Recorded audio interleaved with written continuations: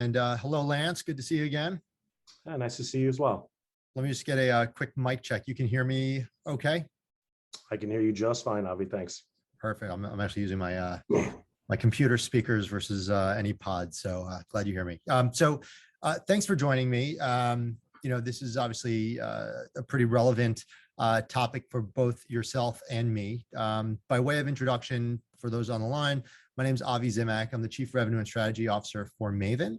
As I told Lance, I'll give a quick 30-second elevator pitch on who we are, but really the purpose of this is to hear from Lance and all that he's doing at MGM. Maven is essentially a media platform for independent publishers.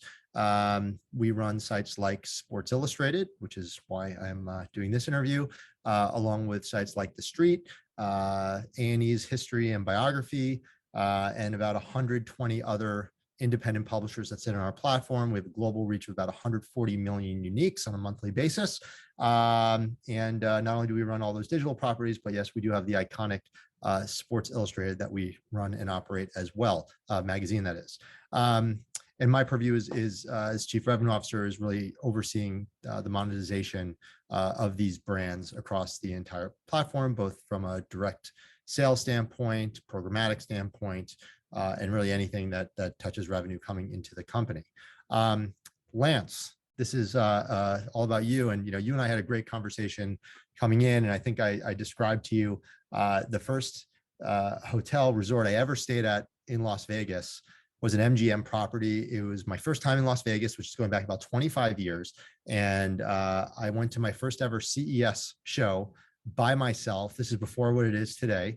And I'll never forget walking through those doors and going up the elevator and then landing on my floor and just looking at like these massive long hallways in what seemed to be every direction. But MGM's a lot more than that. And I want you to describe that in a second. But before you do, if you just maybe briefly describe what your purview is at MGM as a Senior Vice President of Sports across all resorts internationally and domestically. Sure. And I'm glad you gave the PG version of your first Vegas experience. It's only PG, only PG. So I oversee all of our sports business for MGM Resorts. And some people always ask, well, what does a casino resort hospitality business have to do with sports? And it's kind of a two-prong approach. So obviously the emergence of sports betting has put sports in the spotlight for Las Vegas and our business. So I oversee all the relationships that we have on behalf of the enterprise. So that's league, team, athlete relationship, conferences, et cetera. So obviously we're in the middle of summer league and we have a great relationship with the NBA. So that's one side of it. The other side is the events. So bringing as many sporting events to Las Vegas and any of our regional properties as possible. So when you think about sports, you think about all the great events that have happened in Vegas over the years. And most recently, with the exception of Summer League, which is here today, last week we had the CONCACAF Gold Cup, which was a soccer match at Allegiant Stadium. We have Leagues Cup with MLS. We have the NFL draft coming next year, and obviously the Raiders coming up, I think this weekend is our first preseason game. So lots of sporting activity, and my goal is to make Las Vegas the sports capital of the world. That's great. It's actually pretty awesome. One of the guys on my team, a colleague of mine, his name's Mark Patterson. He's a former LA Raider. He's also the first NFL athlete to actually conquer all 7 summits. He just hiked Mount Everest. He was there for about 2 months. Pretty impressive. And the Raiders invited him back to Las Vegas to check out the new facility. So he was just there last week. He said it's absolutely unbelievable. So kudos to everything that obviously you at MGM and what Las Vegas is doing just for sports in general.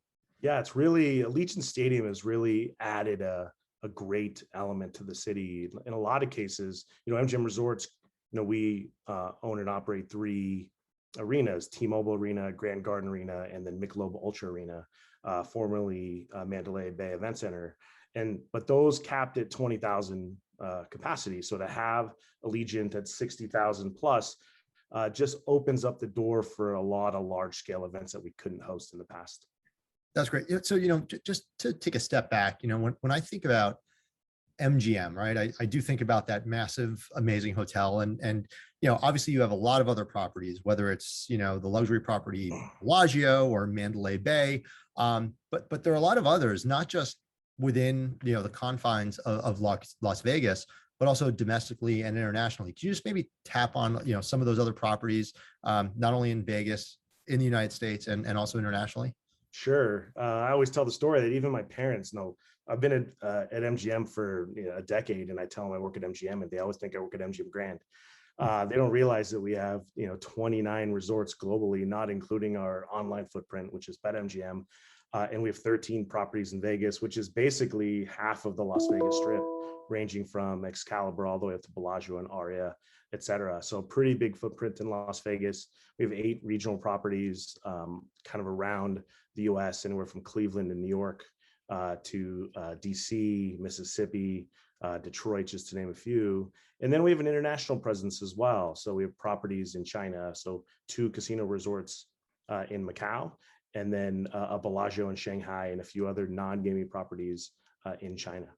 So And you mentioned that you were opening something in, I hope I'm not speaking out of school, opening a property in Dubai as well.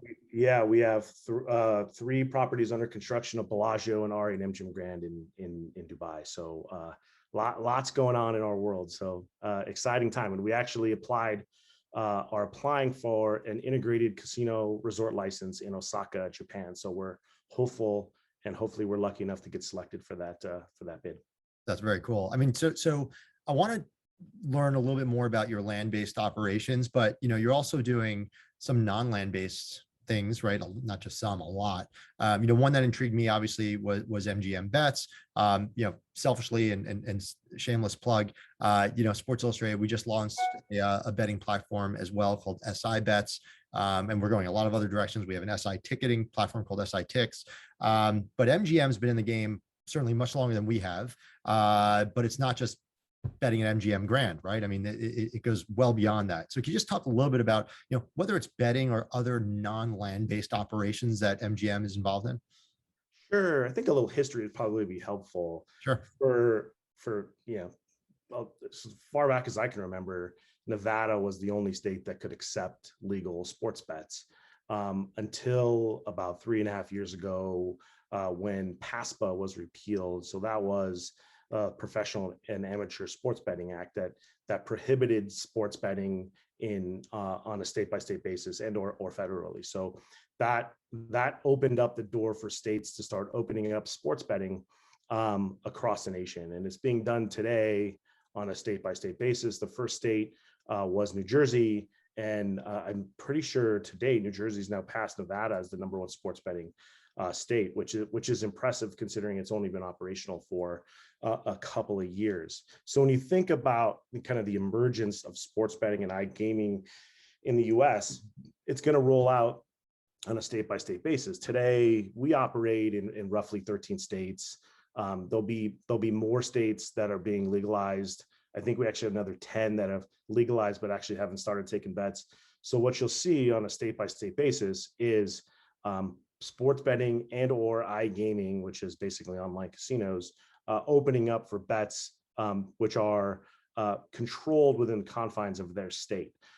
So bets are taken in that state. They have to it's geo-targeted and geo-fenced within the confines of that state, all with different regulations and rules and taxation, et cetera. So, but it's a growing thing. And I would be lying if I told you that the majority of people who ask me to speak about sports betting, because it's the bell at the ball, as they would say. We are very, very popular because you can see us and our competitors spending money on teams, leagues, athletes in hopes to drive as much traffic and downloads and deposits to BetMGM.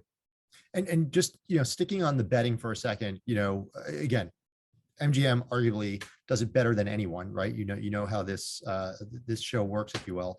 How do you attach that to other brands and other initiatives, loyalty programs, et cetera, that MGM already has in play?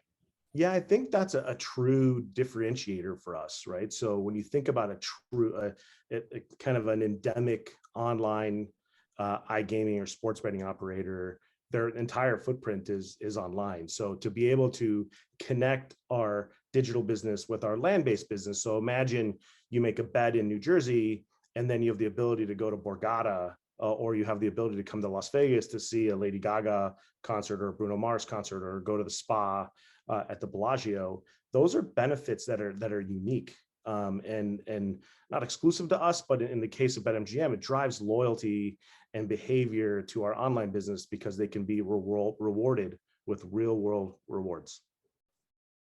That's cool. I mean, and that's certainly something that not everyone within your competitive set can offer, at least not today. So in essence, gives you guys a very nice leg up on that competition. Beyond betting, right, and obviously beyond your land-based operations, are there other initiatives off land that you guys are focused on?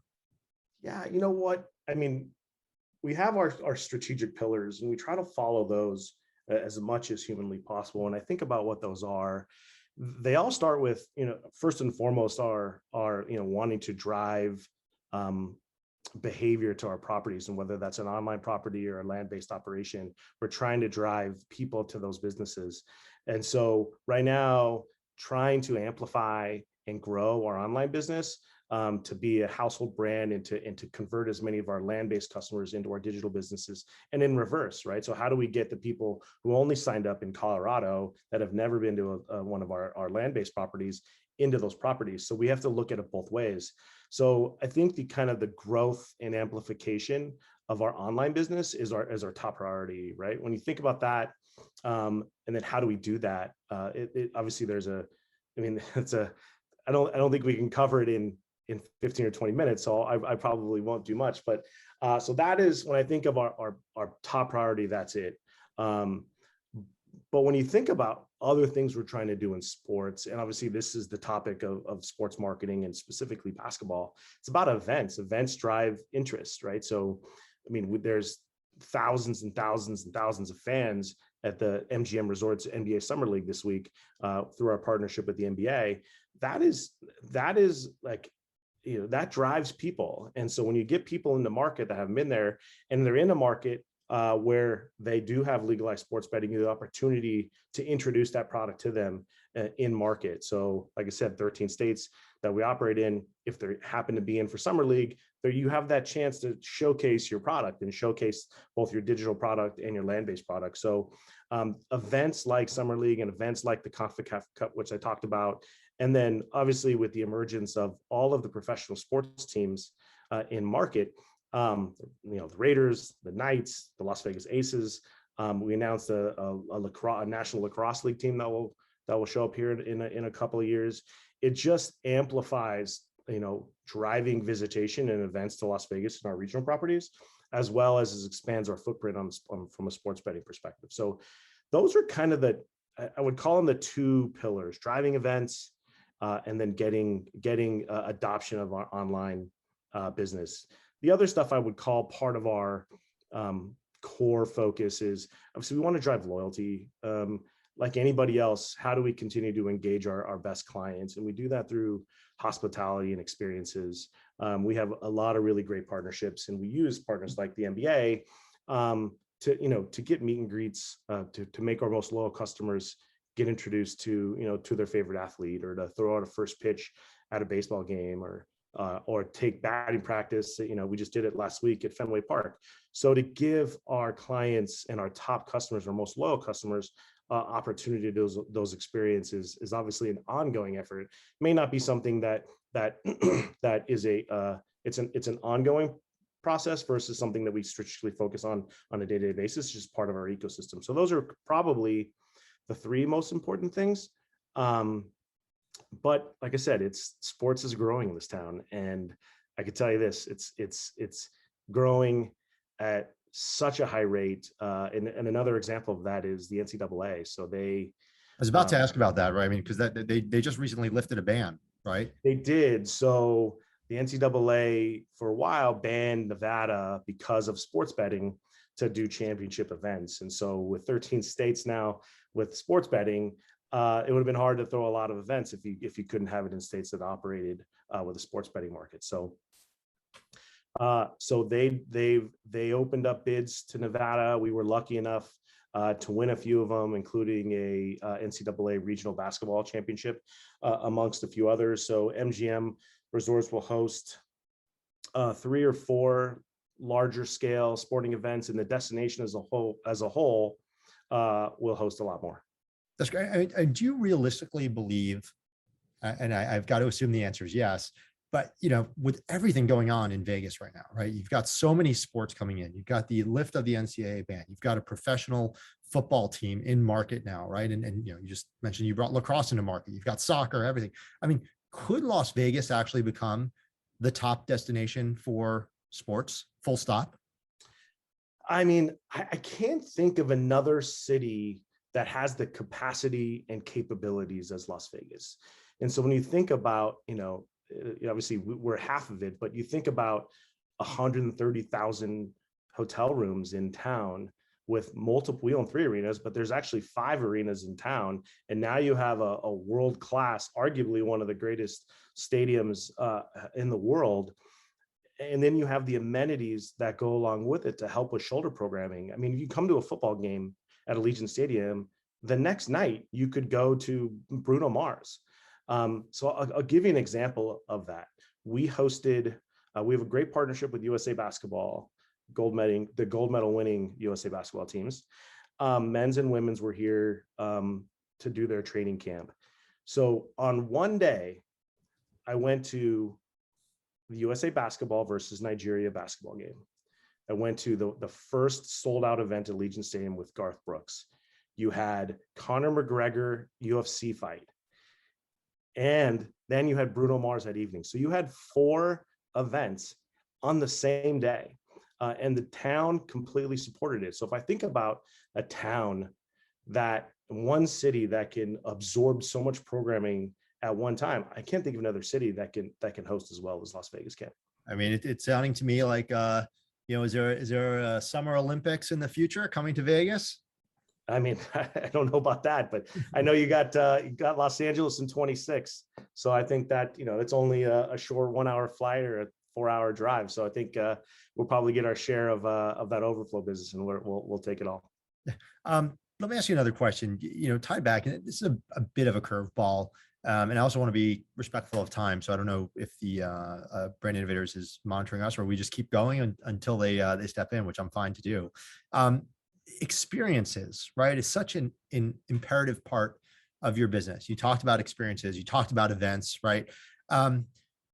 How we've all been impacted by the pandemic. I mean, as a media entity that has brands like Sports Illustrated, sports arguably was one of the most impacted sectors or industries, full stop. In the depths of the pandemic, I mean, sports stopped. That gives Sports Illustrated writers and all media companies that write about sports not a lot to talk about, right? So we all kind of powered through. We ourselves do a lot of events and experiential around different events. We have a huge event at the Super Bowl, for example.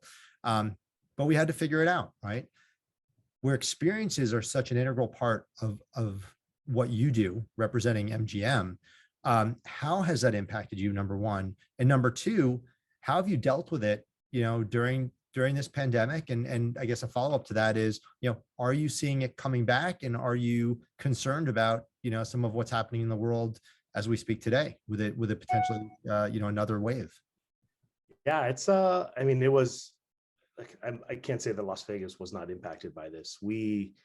Our doors were not meant to close. And so to have to close down the Strip with no locks on the door was an undertaking. And to see the Strip as quiet as it was incredibly humbling.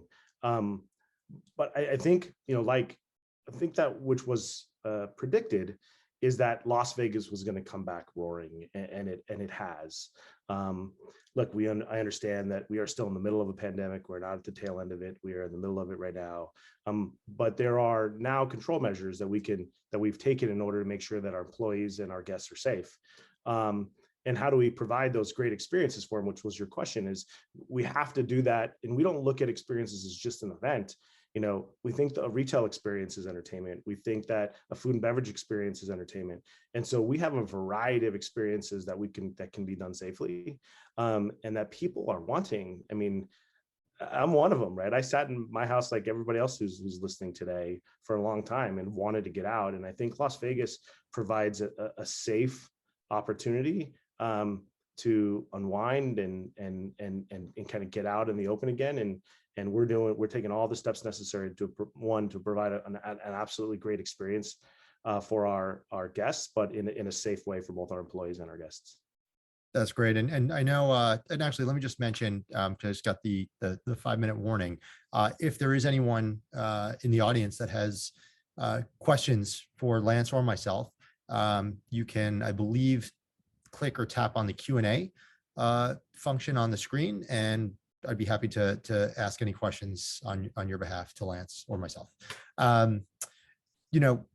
We had talked, I believe you guys had either full ownership or stake in a WNBA team, which you recently sold, right? That gives you another, major foot into the sports arena, pun intended, with T-Mobile and your other arenas. But you guys really are creating a moat of sorts, where you can own this space, at least in Vegas and potentially the other markets that you're opening up in. Are there any other plans to either invest in or potentially partner with other major sports entities? What's funny is, we talked about the Aces. We love them. Obviously, we bought them from San Antonio, moved them here, rebranded them, relaunched them, and they're arguably one of the best franchises in the league. We just hosted the WNBA All-Star Game just before the Olympic break. And so I started to think about all the basketball programming that we have here. And I'm going to look down for a second because there was so much I actually had to write it down. But between Summer League this week, in previous, pre-COVID, we hosted the G League Showcase, 2 times WNBA All-Star. We always typically host a Lakers preseason basketball game. And obviously we're the home of the Las Vegas Aces in an official training camp for USA Basketball, both men's and women's. That's just professional basketball. And when you think about collegiate, just this year, we get Duke versus Gonzaga versus UCLA. We have other schools, UNLV, Michigan, Arizona, North Carolina, Ohio State, and Kentucky, all having basketball games in Las Vegas this year. So combine that with, you have UNLV, the Running Rebels, former national championships here. Las Vegas is a basketball town, and emerging as a sports town, because with Vegas Golden Knights and the Raiders as well, there's just a ton of programming, and we think there's more to come, and we welcome more. That's fantastic. Well, I believe our time is up. I'll defer to Ryan, but I've seen a couple Slacks or chats come in across my screen, so I just want to make sure I don't go over. But I will say, unless there are any other questions, really appreciate your time, Lance. It's amazing what you and MGM are doing. And stay safe. I know we were talking the other day, and you said you stepped outside and the smoke from California is actually starting to penetrate Nevada. So I hope that doesn't impact things in a negative way. But what you guys are doing there is just incredible. We're all cheering for Vegas, and you certainly have a strong foothold and great opportunity ahead of you. So congratulations, and thank you again for taking the time. Yeah, thank you, Avi. I appreciate the time, and it's been great getting to know you. You too.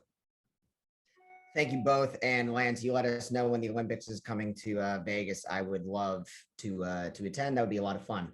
It definitely is becoming a huge sports hub and a great place to do events like we're currently doing with the NBA right now, and future events as well.